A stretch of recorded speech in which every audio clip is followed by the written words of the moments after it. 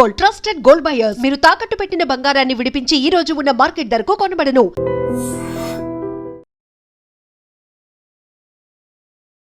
Welcome to iDream Social Spotlight with Kavita.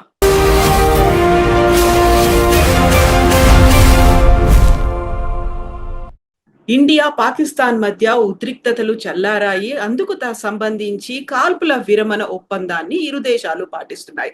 అయితే దీని మీద ఎందుకింత వివాదాలు, ఆరోపణలు వస్తున్నాయి? అమెరికా ఒత్తిళ్లకి భారతదేశం తలొగ్గిందా? పాకిస్తాన్ని అంతం చెయ్యాలి, యుద్ధం చెయ్యాలి అనేటువంటి నినాదాలు, నిరసనలు ఎందుకు వినిపిస్తున్నాయి? మనం ఎందుకు కాల్పుల విరమణ ఒప్పందానికి అంగీకరించాము? మనతో పాటుగా ఉన్నారు సిబిఐ మాజీ జేడీ లక్ష్మీనారాయణ గారు. సార్ నమస్తే. నమస్తే కవిత గారు. సార్, ముందు నుంచి పహల్గామ్ అటాక్ కాగానే పాకిస్తాన్ మీద యుద్ధం ప్రకటించాలి, పాకిస్తాన్ని అంతం చేయాలి, ముక్కలు చేయాలి, ప్రపంచ పటం మీద లేకుండా నాశనం చేయాలి, ఇలాంటి నినాదాలు వచ్చాయి. మెల్లిమెల్లిగా ఉద్రిక్తతలు పెరుగుతున్నాయి. మనం ప్రెసిషన్ స్ట్రైక్స్ చేసిన తర్వాత 100 మందిని మట్టు పెట్టామని చెప్పిన తర్వాత ఇప్పుడు కొంచెం మళ్ళీ శాంతి కోసం చర్చలు జరుగుతున్నప్పుడు ఇలాంటి విపరీతమైనటువంటి ధోరణి, క్వైట్ కాంట్రాస్ట్ ఎందుకు కనిపిస్తోంది సార్? అంటే బేసిక్ గా పహల్గావ్ సంఘటన ఏదైతే ఉందో ఏప్రిల్ 22న జరిగింది, అది అత్యంత హేయమైన సంఘటన. ఎందుకంటే ఇంతకు ముందు ఎలా ఉండేదంటే టెర్రరిస్టులు వచ్చేసి జనరల్ గా కాల్పులు జరిపేవాళ్ళు, అమర్నాథ్ యాత్ర కావచ్చు, మిగతావి చూసుకున్నా కూడా. కానీ ఇక్కడ ఏమైందంటే ఇందులో పర్టికులర్ గా ఒక్కొక్కరిని అడిగి ప్రశ్నించి ఆ తర్వాత వాళ్ళ మతం ఏదో కనుక్కొని, వాళ్ళ జాతి ఏదో కనుక్కొని, వాళ్ళ బంధువుల ముందు అంటే భార్య కావచ్చు, తల్లిదండ్రులు కావచ్చు, పిల్లల ముందు ఆ ఇంటికి ఆ వ్యక్తిని చంపడం అన్నది ఇది ఒక విచిత్రమైన పరిస్థితిలో జరిగింది. కాబట్టి ఇది ఊహించుకుంటేనే మనకు అసలు జీర్ణం కాదది. కాబట్టి ప్రతి మనిషి కూడా ఆవేశంతో, ఉద్వేగంతో ఈ సంఘటన జరిగిన తర్వాత వారి రియాక్షన్, ప్రతిక్రియను వ్యక్తం చేశారు. ఎందుకంటే ఇటువంటి సంఘటన ఇంతవరకు జరగలేదు. ఇది చాలా అమానవీయ సంఘటన. కాబట్టి దీన్ని అందరూ ఖండించాము. కాబట్టి దీనికి ప్రతీకారం తీర్చుకోవాలి అన్నది ప్రతి ఒక్కరి ఊహల్లోనూ, ప్రతి ఒక్కరి కోరిక కూడా అప్పుడు ఉండింది. దానికి తగ్గట్టుగా అప్పుడు ప్రధానమంత్రి గారు కూడా భారతదేశం ఖచ్చితంగా ఉగ్రవాదం మీద చర్యలు తీసుకుంటుంది, ఈ ఉగ్రవాద చర్యల్లో పాల్గొన్న వాళ్ళు, వారి మద్దతు ఇచ్చిన వాళ్ళు, ఈ కుట్రలో భాగస్వాములందరినీ కూడా భూభాగంలో ఎక్కడున్నా కూడా వాళ్లను మట్టు పెడతామని వారు స్టేట్మెంట్ ఇవ్వడం జరిగింది. మూతోడ్ జవాబ్ దేంగే అని మన రక్షణ మంత్రి గారు కూడా చెప్పారు. మిట్టి మే మిలాయంగే అని మన హోంమంత్రి గారు కూడా చెప్పారు.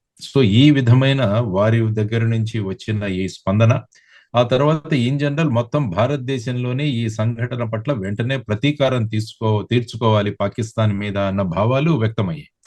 ఆ తర్వాత ఆపరేషన్ సింధూర్ మొదలైంది. అంటే మధ్యలో కొన్ని రోజులు మన ప్రిపరేషన్ ఇవన్నీ చేసిన తర్వాత సో ఈ ఆపరేషన్ సింధూర్ అన్నది మొదలు పెట్టడం జరిగింది. భారతదేశం మొదటి నుంచి కూడా ఉగ్రవాదానికి, ఉగ్రవాదులకు విరుద్ధంగా భారతదేశం పనిచేస్తుందని చెప్పి ఎక్కడెక్కడైతే 9 స్థావరాలు ఏవైతే ఉన్నాయో వాటిలో 21 టార్గెట్లని భారతదేశం వెళ్లి ప్రిసిషన్ స్ట్రైక్స్ మీరు అన్నట్టు వెళ్లి చేశారు.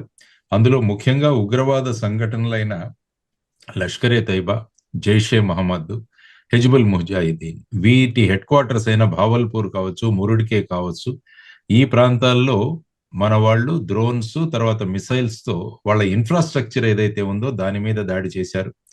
ట్రైనింగ్ క్యాంపుల మీద దాడి చేశారు.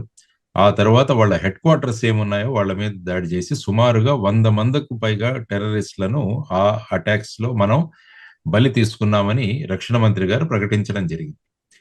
ఆ తర్వాత దీనికి ఇమీడియట్ గా పాకిస్తాన్ మన బార్డర్ ఏరియాలో ఆర్టిలరీ షెల్లింగ్ మొదలుపెట్టింది. దానివల్ల సుమారుగా ఎల్ఓసికి సరిహద్దుల్లో ఉన్న మన గ్రామాల్లోనూ వాట్లలో మొదలు పెట్టేసరికి సుమారుగా మనం ఒక 15 మందిని కోల్పోయాము, ఒక 45 మందికి గాయాలయ్యాయి. ఇది పాకిస్తాన్ యొక్క మిలిటరీ చేసిన చర్య. అంతకు ముందు చేసింది పాకిస్తాన్ టెర్రరిస్టులు చేసిన చర్య. కాబట్టి టెర్రరిస్టులకు మనం సమాధానం ఇచ్చాం. ఈ మిలిటరీ వాళ్ళు ఇచ్చిన చర్యకు మళ్ళా వాళ్ళ మిలిటరీ ఎస్టాబ్లిష్మెంట్ మీద మనం అటాక్స్ మొదలు పెట్టాం. అంటే వాళ్ళ ఎయిర్ డిఫెన్స్ సిస్టమ్ కావచ్చు, దాని మీద జమ్మూకు దగ్గరలో ఉన్న వాళ్ళ ఎయిర్ డిఫెన్స్ సిస్టమ్ ఏదైతే ఉందో దాన్ని మొత్తం మీద దాని మీద అటాక్ చేయడం జరిగింది. తర్వాత సుమారుగా ఒక 11 ఎయిర్ బేసెస్ ఏవైతే ఉన్నాయో వాటి మీద డిస్ట్రాయ్ చేయడం జరిగింది. ఆ తర్వాత అనేక ప్రాంతాలలో తర్వాత పాకిస్తాన్ ప్రయోగించిన డ్రోన్లు ఇవేవైతే ఉన్నాయో వాటినన్నింటినీ కూడా మన S-400 ద్వారా దాన్ని గమనించి వాటినన్నింటినీ కూడా కూల్చివేయడం జరిగింది. ఈ విధంగా 2-3 రోజులు జరిగింది. ఆ తరువాత భారతదేశం యొక్క చర్యలు చూసి పాకిస్తాన్ భయపడిపోయి, ముఖ్యంగా ఈ ఎయిర్ బేసెస్ ఏవైతే ఉన్నాయో వాటిలో 11 ఎయిర్ బేసెస్ మీద మనం తీసుకున్న చర్యలు, వాటిలో సుమారుగా పాకిస్తాన్ యొక్క 25% పాకిస్తాన్ ఎయిర్ ఫోర్స్ యొక్క ఈ దే లాస్ట్, అంటే అంత డిస్ట్రక్షన్ జరిగింది వారికి. ఆ తర్వాత ఒక ఆఫీసర్ కూడా అందులో మరణించడం జరిగింది. సుమారుగా 50 మంది అందులో చనిపోయారు. తర్వాత వాళ్ళ ఫైటర్ ఫ్లైట్స్ ఏవైతే ఉన్నాయో వాటికి కూడా దెబ్బతగిలింది.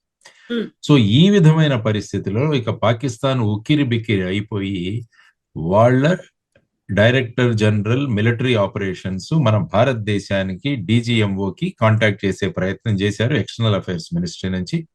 ఆ తర్వాత వీరిద్దరూ మాట్లాడుకున్నారు, ఐ థింక్ 3 గంటల 35 నిమిషాలకి. ఆ తర్వాత 5 గంటల నుంచి మనం ఈ సీజ్ ఫైర్ అన్నది పాటిద్దామన్నది నిర్ణయం తీసుకున్నారు. సో ఆ తర్వాత భారతదేశం కూడా ఓకే అన్నారు. ఎందుకంటే భారతదేశం ప్రధానంగా మన యాక్షన్ టెర్రరిస్టుల మీద, టెర్రరిజం మీద, పాకిస్తాన్ ప్రజల మీద కాదు, టెర్రరిజం మీద. కాబట్టి భారతదేశం ఎంచుకున్న లక్ష్యాలను అది సాధించింది. ఆ తర్వాత తాత్కాలికంగా నిలుపుదల అన్నది చేయడం జరిగింది. ఇప్పుడు ఆపరేషన్ సింధూర్ అన్నది మేము క్లోజ్ చేసాం అనలేదు ఎప్పుడు కూడా. దీనికి తాత్కాలికంగా నిలుపుదల చేశాం. ఎందుకంటే రిక్వెస్ట్ వచ్చి పాకిస్తాన్ దగ్గరికి వచ్చి వాళ్ళ దగ్గర నుంచి వచ్చింది. కాబట్టి కాల్పుల విరమణ చేద్దాం. ఆ తర్వాత మన బార్డర్లో మోహరించిన సైన్యాలు ఏవైతే ఉన్నాయో వాటిని మళ్ళా ఏప్రిల్ 30 తర్వాత బేస్ స్టేషన్స్ కి మళ్ళా తీసుకువెళదామన్నది ప్రాథమికంగా వాళ్ళు మాట్లాడుకున్నట్టు తెలిసింది. ఇది మనకు ఓవరాల్ గా ఆలోచించాల్సిన పరిస్థితులు.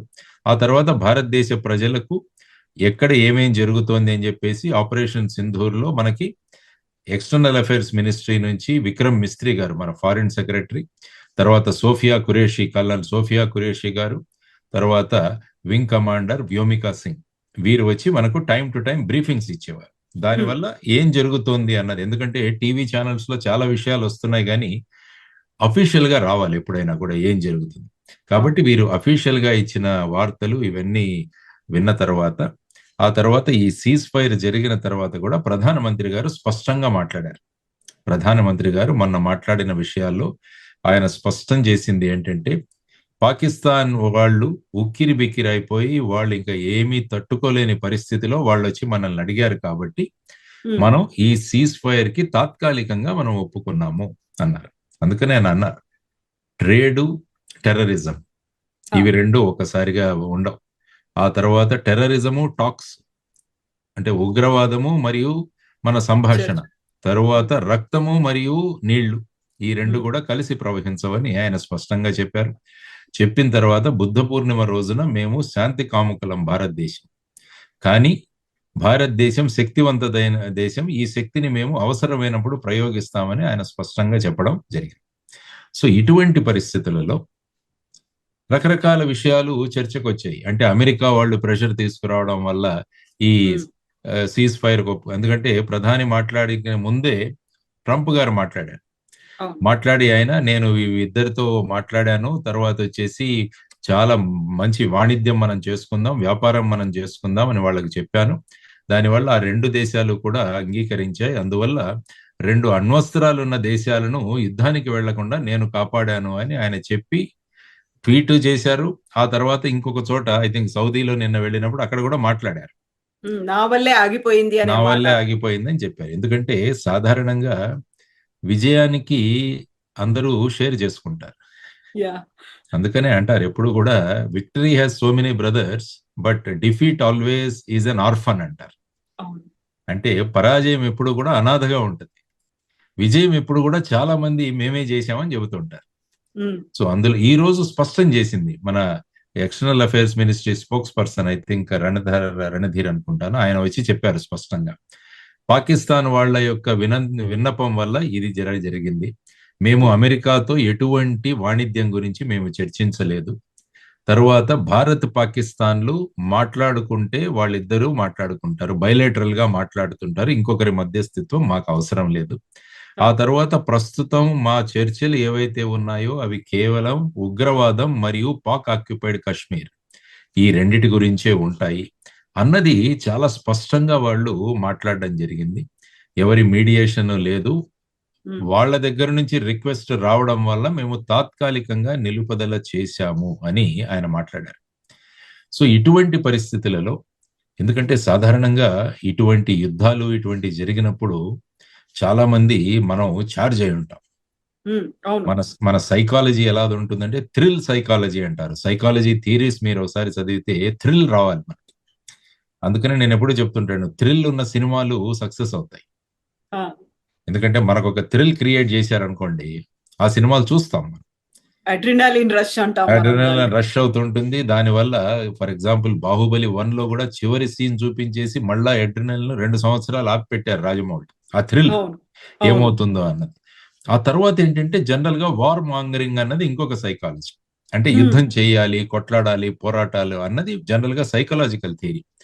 కానీ ప్రజల యొక్క ఆశాభావం ఏంటంటే ఈ పాక్ ఆక్యుపైడ్ కశ్మీర్ అన్నది మన భూభాగం. ఉమ్, దీన్ని వాళ్ళు అన్యాయంగా తీసుకున్నారు. కాబట్టి ఇటువంటి అవకాశం మళ్ళా రాదు. ఉమ్, సో ఈ పాక్ ఆక్యుపైడ్ కాశ్మీర్ ను మళ్ళా మన భూభాగంలో కలుపుకోవడానికి ఇంతకు మించిన అవకాశం దొరకదు. ఎందుకంటే పాక్ ఆక్యుపైడ్ కాశ్మీర్ ని, పాక్ ఆక్రమిత కాశ్మీర్ ని వీళ్ళు ఉగ్రవాద చర్యలకు ఉపయోగిస్తున్నారు. కాబట్టి ఇటువంటి పరిస్థితులలో మనం దాన్ని చేయాల్సింది, ఒక అవకాశాన్ని పోగొట్టుకున్నామా అన్నది చాలా మంది మాట్లాడుతున్న విషయం. ఉమ్, సో దానితో ప్రభుత్వ చర్యలు చెబుతున్న ఈ స్పోక్స్ పర్సన్స్ ఎవరైతే ఉన్నారో, విక్రమ్ మిస్త్రీ గారు కావచ్చు, అమ్మాయి సోఫియా ఖురేషి కావచ్చు, లేకుంటే వ్యోమికా సింగ్ కావచ్చు, వీరి గురించి వాళ్ళు ట్రోల్ చేయడం మొదలు పెట్టారు చాలా చోట్ల. అవును. పాపం చివరికి విక్రమ్ మిస్త్రీ గారు తన ట్విట్టర్ అకౌంట్ నే క్లోజ్ చేయాల్సి వచ్చింది ఆయన ఆ పరిస్థితులలో. భారతదేశం మళ్ళా కూడా విక్రమ్ మిస్త్రీ గారు ఆయన స్వయంగా తన అభిప్రాయాలు వ్యక్తం చేయట్లేదు, ప్రభుత్వం యొక్క అభిప్రాయాలను ఆయన ఒక స్పోక్స్ పర్సన్స్ గా ఆయన మాట్లాడుతున్నాడు. True. సో ఈ విధమైన పరిస్థితుల్లో సోషల్ మీడియాలో చాలా ట్రోలింగ్ జరిగింది. సో ఇప్పుడు మనం చూడాల్సిన అంశం ఏంటంటే, ఇప్పుడు ఇంకొకటి ఏంటంటే 1971 బంగ్లాదేశ్ విమోచన గురించి ఇప్పుడు చర్చ జరుగుతోంది మళ్ళా. ఉమ్, అప్పుడు ఇందిరాగాంధీ గారు ప్రధానమంత్రిగా ఉన్నారు. ఆవిడ అమెరికా ప్రెసిడెంట్ నిక్సన్, తర్వాత secretary of state henry Kissinger, వీళ్ళు కూడా భారతదేశానికి మద్దతు పలకకున్నా కూడా ఆవిడ ధైర్యంగా బంగ్లాదేశ్ విమోచనలో మన సైన్యాలను పంపి ఈస్ట్ పాకిస్తాన్ ని వెస్ట్ పాకిస్తాన్ నుంచి సపరేట్ చేసి బంగ్లాదేశ్ అనే కొత్త దేశం తయారవడానికి ఆవిడ ధైర్య సాహసాలు చూపించింది అని ఒక కంపారిటివ్ మొదలు పెట్టారు చాలా చోట్ల. తనే ఐరన్ లేడీ అని. ఐరన్ లేడీ అని. అంటే ఆ సందర్భంగా అప్పుడు మనం చూసుకుంటే ఈవెన్ అటల్ బిహారీ వాజ్పేయి గారు కూడా ఇందిరాగాంధీని దుర్గతో పోల్చారు. ఉమ్, ఎందుకంటే ప్రతిదీ మనం రాజకీయం చేయకుండా ఆ ఇన్సిడెంట్ గురించి మనం మాట్లాడాలి. యాక్చువల్గా మీరు 1971 బంగ్లాదేశ్ గురించి ఒకసారి ఆలోచిస్తే, అప్పుడు ఈ రెండు దేశాలు న్యూక్లియర్ దేశాలు కావు. ఉమ్, ఈ రెండు దేశాల మధ్య అణ్వస్త్రాలు లేవు. కన్వెన్షనల్ వార్ఫేర్ అంటే మన సైన్యము, తర్వాత ఎయిర్ ఫోర్సు, నేవీ, మామూలుగా ఈ మూడు వాటి గురించి వస్తుంది. అప్పుడు ఇంత టెక్నాలజీ కూడా లేదు అక్కడ. ఉమ్, ఈ డ్రోన్లు కానీ మిసైల్స్ కానీ ఇలాంటి టెక్నాలజీ లేదు. కన్వెన్షనల్ వార్ఫేర్ తో మనం చేశాము. ఆ తర్వాత yeah. అవామీ లీగ్ అన్న పార్టీ ఎలక్షన్లలో బ్రహ్మాండమైన విజయం సాధించింది ముజిబుర్ రెహమాన్ గారి అధ్యక్షత. కానీ బంగ్లాదేశ్. బంగ్లాదేశ్ కానీ వెస్ట్ పాకిస్తాన్ ఏదైతే ఉందో, అంటే మన ప్రస్తుత పాకిస్తాను, వీళ్ళు ఈ ప్రభుత్వం రావడానికి వాళ్ళు అనుమతించలేదు. దానితో అక్కడ సైన్యాన్ని దింపి అక్కడ ప్రజాస్వామ్యంగా గెలిచిన పార్టీ మీద వాళ్ళు చర్యలు తీసుకోవడం మొదలుపెట్టారు. సుమారుగా 15 లక్షల మంది ఆల్మోస్ట్ అందులో మరణించారు. ఆల్మోస్ట్ 1 కోటి మంది అక్కడి నుంచి భారతదేశానికి శరణార్థులుగా కూడా రావడం జరిగింది. సో ఇటువంటి పరిస్థితులలో భారతదేశం ఏమి చేయాలి అని అప్పటి ప్రధాని ఇందిరాగాంధీ గారు అనేక దేశాలను విజిట్ చేశారు. చేసి అక్కడ వాళ్ళ మద్దతును కూడగట్టుకోవడానికి ప్రయత్నించారు. కానీ అమెరికా నుంచి మద్దతు రాలేదు. అప్పుడు రష్యాతో వెళ్లి ఇందిరాగాంధీ గారు మాట్లాడి రష్యా భారతదేశానికి తోడుగా నిలిచింది. ఎందుకంటే రష్యా అటు చైనా పాకిస్తాన్తో ఉంది కాబట్టి రష్యా భారతదేశంతో ఉంది. ఆ తర్వాత అది వింటర్ కాబట్టి డిసెంబర్లో జరిగింది ఈ యుద్ధం. ఏదైతే 3వ తారీఖున మనం వెళ్ళాం అక్కడికి, 3వ తారీఖున వెళ్ళాం. అప్పుడు ఏంటంటే మంచి వింటర్. ఆ సమయంలో అప్పుడు చైనా సైన్యం హిమాలయాలు దాటి రావడానికి చాలా కష్టతరమైన పరిస్థితి. అందుకనే ఆ కాలంలో army general Sam Manik Shah గారు, ఆయన ఇందిరాగాంధీ గారు మార్చిలోనే అక్కడికి వెళదామని చెప్పారు. కానీ శామ్ మానిక్ షా ఏమన్నారంటే ఇది సరి అయిన సమయం కాదు, ఎప్పుడైతే వింటర్ మొదలవుతుందో ఆ సమయంలో వెళదాం మనము. ఎందుకంటే ఆ తర్వాత ఇప్పుడే వెళితే బంగ్లాదేశ్ లో వానలు ఉంటాయి, వర్షాలు పడతాయి, అది మనము ఆపరేట్ చేయలేం, ఎందుకంటే కొత్త భూభాగం మరి.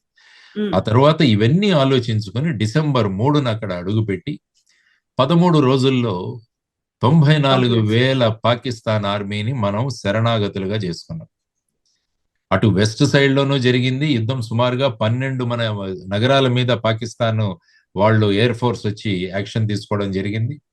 ఆ తర్వాత వచ్చేసి ఈస్ట్ సైడ్ న కూడా మీరు చూస్తే విశాఖపట్నం దగ్గర గాజీ అని ఒక యుద్ధ నౌక సబ్మెరైన్ కూడా వచ్చి అక్కడ మొత్తం విశాఖపట్నాన్ని అంతం చేయడానికి ప్రయత్నించారు. సో దాని మీద కూడా మనం నేవీ ద్వారా చర్యలు తీసుకున్నాం. సో ఈ విధంగా 13 రోజుల్లో ఈస్ట్ పాకిస్తాన్ ని బంగ్లాదేశ్ గా ఒక కొత్త దేశ ఆవిర్భావం జరిగింది. అక్కడ ఏంటంటే ముఖ్యంగా మనం చూసుకోవాల్సింది, అక్కడ ప్రజలే ప్రభుత్వానికి ఆర్మీకి వ్యతిరేకంగా అప్పుడు తయారై ఉన్నారు. వారికి మద్దతుగా భారతదేశ సైన్యం నిలిచింది. అంటే ఏదైనా భూభాగం ఆక్యుపై చేసుకోవాలి, లేకుంటే వాటిని విమోచన చేయాలంటే ఆ ప్రజల మద్దతు అన్నది చాలా అవసరం. ఇప్పుడు దాన్నే మనం ఇక్కడికి అన్వయించుకుంటే పిఓకేకి, ప్రస్తుతం పిఓకేలో ఉన్న ప్రజలను పాకిస్తాన్ ప్రభుత్వం గాని ఈ ఉగ్రవాద సంస్థలు గాని భారత్కు వ్యతిరేకంగా వాళ్ళని తయారు చేశారు. అందువల్ల అక్కడ మనకు వెళ్ళి అక్కడ ప్రజల మద్దతు దొరుకుతుంది అని అనుకునే పరిస్థితి లేదు అక్కడ. ఈ మధ్య మొదలైంది. ఈ మధ్య పాక్ ఆక్యుపైడ్ కాశ్మీర్లో యువతరం పెద్ద సంఖ్యలో మాకు ఈ పాకిస్తాన్ ఏమీ చేయడం లేదు అన్నది ఒక 5 లక్షల మందితో ఒక పెద్ద మీటింగ్ పెట్టడం జరిగింది అక్కడ. దానికి ప్రధానమైన కారణం ఏంటంటే, మనం 2019లో ఆర్టికల్ 370ని రద్దు చేసిన తర్వాత కశ్మీర్లో జరిగిన అభివృద్ధి, ఉద్యోగ అవకాశాలు, పెట్టుబడులు, టూరిజము ఇవంతా పెరగడం వల్ల ఏమంటే కశ్మీర్లో మళ్ళా నార్మల్సీ వచ్చేసింది. దానివల్ల ప్రతి ఒక్కరికి ఆదాయం రావడం మొదలైంది. ఎందుకంటే టూరిజం బేసిక్ గా మీకు ఆదాయం అక్కడ. అందుకని కశ్మీర్ ప్రజలు ఆనందంగా ఉన్నారు. అది పాకిస్తాన్, ఆ పాక్ ఆక్యుపైడ్ కశ్మీర్ లో ఉన్న యువతరానికి అది చూసి భారతదేశం అయితే బ్రహ్మాండంగా ముందుకు వెళుతోంది, ఈ పాకిస్తాన్ ముందుకు వెళ్ళట్లేదని వాళ్ళ నిరసనలు మొదలయ్యాయి. దీన్ని మనం ఇంకా కూడా ఎక్కువగా చేయగలగాలి అక్కడ. ఎందుకంటే అక్కడ మేము పాకిస్తాన్ లో కాదు భారతదేశంలో ఉండడానికి మేము సిద్ధంగా ఉన్నాము అన్న ఒక భావనలు తీసుకురావడం అంటే యుద్ధం చేయకుండానే ఆ భాగాన్ని మనం తీసుకురావచ్చు. ఎందుకంటే యుద్ధం చేసి కూడా తీసుకురావచ్చు, ఇప్పుడు అందులో ఏం కాదు. కానీ భూభాగాన్ని ఆక్యుపై చేస్తున్నామన్న ఒక విధానం రాగానే చైనా ఎలా స్పందించిందో చూడండి. పాకిస్తాన్ సార్వభౌమత్వానికి ఎవరైనా గనక దానికి విఘాతం కలిగిస్తే మేము పాకిస్తాన్తో ఉంటామని చైనా ప్రకటించింది. ఎందుకంటే చైనాకు ప్రధానంగా పిఓకే వారికి చాలా సహాయం కావాలి పిఓకే నుంచి. ఎందుకంటే చైనా ఇండియన్ ఓషన్, హిందూ మహాసముద్రానికి ఎలా మనం త్వరగా చేరాలా అన్న తపనలో ఉన్నారు వాళ్ళు. ఇప్పుడైతే ఏమవుతుందంటే సౌత్ చైనా సీ ఇటంతా తిరిగి రావాలి. అదే గనుక పిఓకే నుంచి ఒక బ్రహ్మాండమైన హైవే గనక క్రియేట్ చేసుకుంటే వాళ్ళు పిఓకే పాకిస్తాన్ ద్వారా గ్వాదార్ పోర్ట్ కి ఈజీగా చేరగలరు. అక్కడ నుంచి డైరెక్ట్ గా హిందూ మహాసముద్రంలోకి వెళ్ళగలరు. కాబట్టి వాళ్ళ వ్యాపారం చాలా ముఖ్యం వాళ్ళకి. అందువల్ల మేము పాకిస్తాన్తో ఉంటాం, పిఓకే మీద భారతదేశం ఏమైనా చేస్తే మేము పాకిస్తాన్ కు మద్దతుగా ఉంటామని చెప్పి వాళ్ళు ప్రకటించడం జరిగింది. తర్వాత రెండవ ముఖ్యమైన విషయం ఏంటంటే అణ్వస్త్రాలు అన్నది కూడా మనం ఆలోచించాలి. ఇప్పుడు ప్రధాని స్పష్టంగా చెప్పారు, మా దగ్గర అణ్వస్త్రాలు ఉన్నాయి, మమ్మల్ని బ్లాక్మెయిల్ చేయొద్దు అని ఆయన స్పష్టంగా చెప్పారు. అయినా ఏంటంటే పిచ్చివాడి చేతిలో రాయి ఉన్నప్పుడు ఏమవుతుందంటే ఇంకా ఏమీ సాధ్యం కాకుండా దాన్ని వాడతాడు. అణ్వస్త్రాల యొక్క ప్రభావం ఎలా ఉంటుందని మరి రెండవ ప్రపంచ యుద్ధంలో చూసాం. హిరోషిమా నాగసాకి మీద అప్పటి కాలంలో వేసిన అణుబాంబులు ఏవైతే ఉన్నాయో ఇప్పటికీ హిరోషిమా నాగసాకిలో ఒక గడ్డి కూడా మొలవదు అక్కడ. ఆ విధమైన ప్రభావం ఉంటుంది అణ్వస్త్రాల వల్ల. కాబట్టి ఈ పిచ్చివాడు ఈ విధంగా చేసే అవకాశం ఉంది, we can't rule it out. దానివల్ల ప్రగతితో వెళుతున్న భారతదేశానికి ప్రగతి అంతా కూడా కుంటుపడే అవకాశం ఉంటుంది. సో ఆ విధమైన ఆలోచనలతో పిఓకే అన్నదాన్ని మనం ఆక్యుపై చేయొచ్చు. There is no doubt. మనకున్న మిలిటరీ పవరు, మనకున్న ఎయిర్ ఫోర్స్ పవరు, మనకున్న నేవల్ కమాండ్, ఇవన్నీ తీసుకుని మనం వెళ్ళొచ్చు. కానీ ఇది ఎక్కడికి దారి తీస్తుందో అని మనం ఇప్పుడు అంచనా వేయడం కష్టమవుతుంది. ఎందుకంటే యుద్ధం మొదలు పెట్టడం సులభమే, కానీ అది ఎప్పుడు అంతం చేయడం అంతమవుతుందో చెప్పలేం. ఇప్పుడు చూడండి, యుక్రెయిన్ రష్యా మధ్య యుద్ధం జరుగుతుంది. 2 years దాటింది. అందరూ ఏమనుకున్నాం, ఒక వారంలో అయిపోతుంది అనుకున్నాం. అవును. అంటే ఒకవైపు రష్యా అణ్వస్త్రాలున్న దేశం, యుక్రెయిన్ అణ్వస్త్రాలు లేని దేశం. ఈ 2 దేశాల మధ్య యుద్ధం 2.5 సంవత్సరాలు నడుస్తూనే ఉంది. మరి 2 అణ్వస్త్ర దేశాలు ముందుకొస్తే, ప్రపంచంలో ఇప్పటి వరకు 2 అణ్వస్త్రాలు ఉన్న దేశాల మధ్య యుద్ధం జరగడం, యుద్ధ సారూప్యమైన విషయాలు జరగడం ఇదే మొదటిసారి. అంటే ఇండియా పాకిస్తాన్. కాబట్టి దీని ఏమవుతుందో అని ఎవరికీ తెలియదు. సో అటువంటి పరిస్థితులలో మనం ఏం చేయాలి అన్న ధోరణిలో చూసుకొని, పాకిస్తాన్ డీజీఎంఓ నుంచి రాగానే మన భారతదేశం కూడా మేము తాత్కాలికంగా ఆపరేషన్ సింధూర్ని నిలుపుదల చేస్తున్నాము. ఇది ముగించడం లేదు, మనం ఓన్లీ ఒక విరామం. మన ఇంటర్వెల్ లాగా, సినిమాలో ఒక ఇంటర్వెల్ లాగా పెట్టాం. ఆ తర్వాత మీరు ఏ విధంగా ప్రవర్తిస్తారో దాన్ని బట్టి భారతదేశం స్పందిస్తుంది. ఇది చాలా ముఖ్యమైన విషయం. కాబట్టి ఇప్పుడు ఈ భారత పాకిస్తాన్ల మధ్య రాబోయే కాలంలో ఏం జరగబోతుంది అన్నది కూడా ఒక ఉత్కంఠ. ఎందుకంటే రకరకాల ప్రజలు, చర్చలు అవి జరుగుతున్నాయి, కంపారిజన్లు మొదలవుతున్నాయి. కాబట్టి వీటన్నిటినీ పక్కన పెట్టుకొని నాయకత్వం తీసుకున్న నిర్ణయాలు భారతదేశ హితం కోసం తీసుకుంటారు. ఇది సింధూర్ ముగిసిందని ఎప్పుడు చెప్పలేదు ప్రధాని గారు. పిక్చర్ అభి బాకీ హై అని నర్వానే గారు కూడా చెప్పారు. ఎక్స్ ఆర్మీ చీఫ్ నర్వానే గారు తన దీంట్లో ట్విట్టర్ లో కూడా పెట్టారు. వీరు కూడా స్పష్టంగా చెబుతున్నారు, మీరు యు బీ రెడీ, మీ ప్రవర్తన మీద ఆధారపడింది. ఈ రోజు చూసుకుంటే షోపియాన్ లో 3 టెర్రరిస్టులను మట్టుబెట్టడం జరిగింది మనం. సో ఆ విధమైన పరిస్థితులలో ఇప్పుడు ఏం చేయాలి అన్న దాని గురించి కూడా మనం కొద్దిగా చర్చించుకోవాలి. అంటే ఈ చర్చలు ఎక్కడ జరుగుతాయి అన్నది కూడా ఒకటి, ఎప్పుడు జరుగుతాయి అన్నది కూడా ఒకటి. ఈ రోజు cabinet committee for security meeting కూడా ఈ రోజు జరిగింది. దాని అవుట్కమ్ ఏముంటుందో తెలుస్తుంది మనకు. సపోజ్ ఈ చర్చలు జరిగితే, భారతదేశం ప్రధాని గారు కూడా మాట్లాడారు. ఆయన ముఖ్యంగా చెప్పడం ఏంటంటే, భారతదేశానికి కావలసిన ఉగ్రవాదులు ఎవరైతే ఉన్నారో వాళ్ళందరినీ కూడా పాకిస్తాన్ మాకు అప్పజెప్పాలి. దావూద్ ఇబ్రహీం కావచ్చు, మౌలానా మసూద్ అజర్ కావచ్చు, హఫీజ్ సయ్యద్ కావచ్చు, లఖ్వీ కావచ్చు, ఇటువంటి టెర్రరిస్టులు భారతదేశ కేసుల్లో ఉన్నారో వాళ్ళందరినీ కూడా మాకు అప్పజెప్పాలి. అది ఒక కండిషన్ కావచ్చు. రెండవది, పాక్ ఆక్యుపైడ్ కశ్మీర్ ను మీరు మాకు రిటర్న్ చేయాలి. ఎందుకంటే మా భూభాగం అది. మీరు అప్పుడు రిజల్యూషన్ 47 ప్రకారం మీ సైన్యం అంతా కూడా అక్కడి నుంచి వెళ్ళిపోవాలని చెప్పి యునైటెడ్ నేషన్స్ చెప్పినా కూడా మీరు అక్కడే ఉన్నారు. కాబట్టి దాన్ని బట్టి మీరు వెళ్ళిపోవాలి. సో ఇటువంటివి పాక్ ఆక్యుపైడ్ కశ్మీర్ నుంచి ఈ విధంగా మాట్లాడచ్చు. యాక్చువల్గా మీరు చూసుకుంటే నిన్న బలూచిస్తాన్ అదొక స్వతంత్ర దేశంగా ప్రకటించుకుంది. అవును, బలూచిస్తాన్ అన్నది స్వతంత్ర దేశంగా ప్రకటించింది. కాబట్టి పాకిస్తాన్కి ఇంకొక తలనొప్పి మొదలైంది, ఇంకొక ముక్క అయిపోయింది. ముక్క అయిపోయింది అది. తర్వాత అక్కడ ఉన్న బలూచిస్తాన్ లిబరేషన్ ఆర్మీ వాళ్ళు కూడా ఇంతకు ముందు 10, తర్వాత 12, 22 మంది పాకిస్తాన్ ఆర్మీని పొట్టన పెట్టుకున్నారు. రైలు హైజాక్ చేశారు, అక్కడ ట్రైన్ హైజాకింగ్ జరిగింది. 8 మంది చైనీస్ ఇంజనీర్లను వాళ్ళు అక్కడ జరుగుతున్న కార్యక్రమాల్లో, వాళ్ళ అభివృద్ధి కార్యక్రమాల్లో అక్కడ కూడా వాళ్ళ మీద అటాక్ చేయడం జరిగింది. కాబట్టి ఇంకొక ఫ్రంట్ ఓపెన్ అయింది పాకిస్తాన్. అంటే వాళ్ళతో బిజీగా ఉంటారు. సో ఇటువంటి పరిస్థితులు మనకున్నాయి. కాబట్టి మనం ఇంకొకటి ఏం చేసామంటే, Jammu and Kashmir reorganisation act 2019లో పాక్ ఆక్యుపైడ్ కశ్మీర్ కి 24 ఎమ్మెల్యే సీట్లను మనం అలాట్ చేసాం. ఇప్పుడు మీరు జమ్మూ అండ్ కాశ్మీర్ అసెంబ్లీ చూస్తే 24 సీట్లు వేకెంట్లుగా ఉన్నాయి. ఎన్నికలు జరగలేదు ఇంకా. ఎందుకంటే మనది పాక్ ఆక్యుపైడ్ కశ్మీర్ మన భూభాగం. కాబట్టి ఆ భూభాగానికి 24 ఎమ్మెల్యేలు మేము ఆల్రెడీ పెట్టున్నాం ఇందులో. కాబట్టి దాన్ని తీసుకుంటాం, ఆ 24 ఎమ్మెల్యేలు అక్కడి నుంచి వస్తారు అన్నది మన ఆశాభావం. కాబట్టి అది ఎప్పటికైనా భారతదేశంలో రావాల్సిందే. కాబట్టి ఇప్పుడు భారతదేశం ఏం చేయొచ్చు అంటే, పిఓకే గవర్నమెంట్ ఇన్ ఎక్సైల్ అని మొదలు పెట్టచ్చు. అంటే అజ్ఞాతంలో పాక్ ఆక్యుపైడ్ కాశ్మీర్ ప్రభుత్వం. అంటే ఇంతకుముందు ఎల్టీటీ వాళ్ళు శ్రీలంకలో ఉండేవారు.